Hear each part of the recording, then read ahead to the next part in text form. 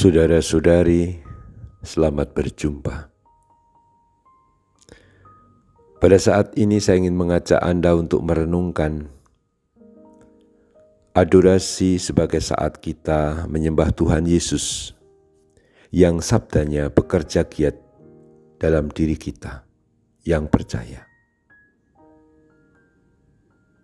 1 Paulus kepada umat di Tesalonika berkata, sabda Allah itu bekerja giat di dalam diri kalian yang percaya. Ini adalah kebenaran iman, bahwa sabda Allah terus bekerja dalam diri kita, disadari atau tidak. Sabda Allah ini hidup dalam diri kita.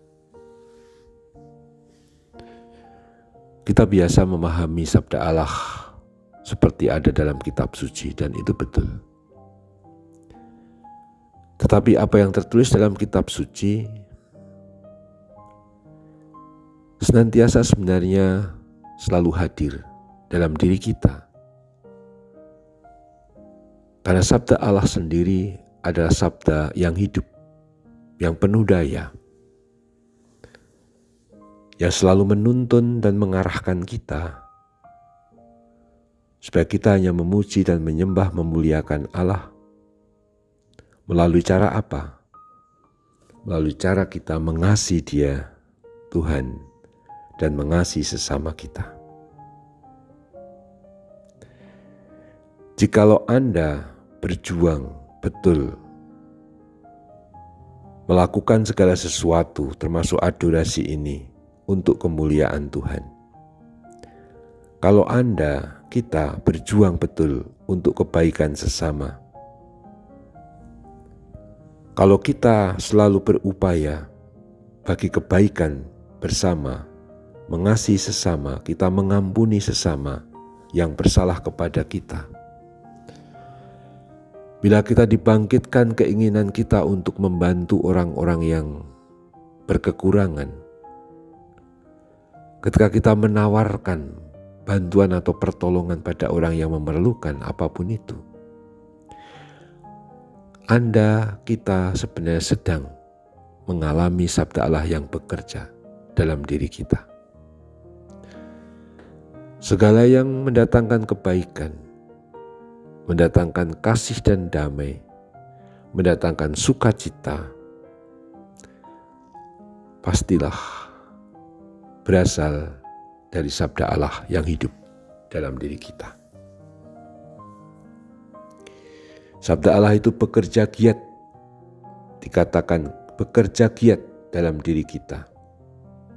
Bukan hanya bekerja setengah-setengah, tapi giat, sungguh-sungguh, pol-polan. Dalam arti lain juga bekerja dengan penuh semangat dan optimal supaya mendatangkan keselamatan bagi kita. Maka kita baik kalau dalam saat adorasi macam ini selalu menyadari bahwa sabda Allah itu selalu bekerja dan hadir. Ketika kita sedang adorasi dan berdoa untuk banyak orang, kita mengingat bukan hanya keluarga kita, tapi orang-orang yang sedang kita doakan, siapapun itu, atau orang-orang yang titip doa kepada kita saat adorasi. Sabda Allah pun sedang bekerja giat dalam diri kita. Begitu pula ketika kita berdoa untuk jiwa-jiwa yang telah diapi penyucian dan yang mohon segera boleh bergabung dalam kemuliaan Allah di surga, atau orang-orang yang baru saja meninggal. Dan kita mendoakannya sungguh-sungguh, saat itu sebenarnya kita sedang melakukan apa yang dikehendaki sabda Allah yang sedang bekerja dalam diri kita. Sabda Allah itu penuh daya. Apa yang dilakukan itu terjadi. Sabda Allah itu dapat meretas segala hal yang tampaknya mustahil. Dan kita kadang-kadang dalam pengalaman iman kita kadang heran. Begitu banyak bantuan pertolongan dari begitu banyak orang ketika kita misalnya sedang mengalami kesusahan atau mengalami persoalan apa. Tiba-tiba datang orang ini, orang itu yang membantu kita. Kadang banyak kejadian yang sepertinya kebetulan. Tapi sebenarnya itu adalah bagian dari apa yang dilaksanakan oleh sabda Allah yang bekerja giat dalam diri kita. Bukankah Anda kadang mengalami ketika ada dalam kesulitan ini atau itu, tiba-tiba ada orang menghubungi Anda, ada orang lewat di sekitar kita yang bertanya, apa yang bisa dibantu? Kadang-kadang semuanya itu terjadi begitu saja, ya kayak kebetulan tadi. Tapi sebenarnya di balik itu semua, sabda Allah sedang bekerja dalam diri kita, bekerja dengan giat. Dan juga bekerja giat melalui orang-orang tersebut yang membantu dan menolong kita.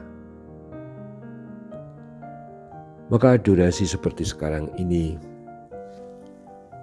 adalah saat kita belajar membuka hati, pikiran, lebih-lebih hati tadi, batin kita. Supaya sabda Allah bekerja dengan lebih giat dan kita menjadi lebih peka. Setiap kali Allah berkarya, setiap kali Allah bersabda. Adorasi bisa menjadi saat kita yang penuh keheningan, belajar mendengarkan sabda Allah.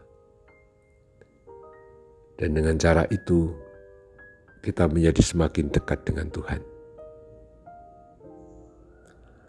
Marilah kita lanjutkan adorasi kita untuk menjadi lebih peka akan sabda Allah yang bekerja dalam diri kita. Dan marilah kita melihat bahwa sabda Allah itu bekerja juga di sekitar kita, melalui orang-orang yang berbuat baik kepada kita. Semuanya mesti bermuara pada sikap kita untuk memuliakan Tuhan dan menyembah Tuhan Yesus khususnya yang hadir dalam sakramen Maha Kudus ini. Terpujilah Tuhan kita Yesus Kristus untuk selama-lamanya. Amin.